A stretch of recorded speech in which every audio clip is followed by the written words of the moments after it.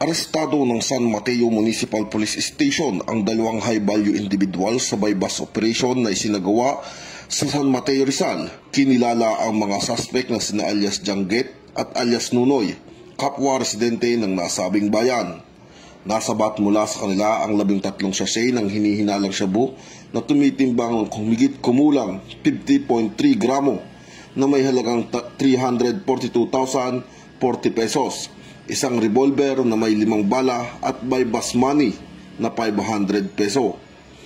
Ang mga suspect ay nahaharap sa kasong paglabag sa Republic Act 9165 o ang Comprehensive Dangerous Drugs Act of 2002 at Republic Act 10591 o ang Illegal Possession of Firearms and Ammunition.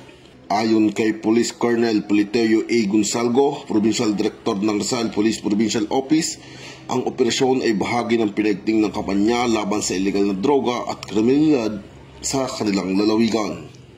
Mula dito sa Calabarzon, ako ang inyong PNN Correspondent, Patrolman Jan Lawrence B. Ilagan, alagad ng batas, tagataguyod ng Balitang Pulis.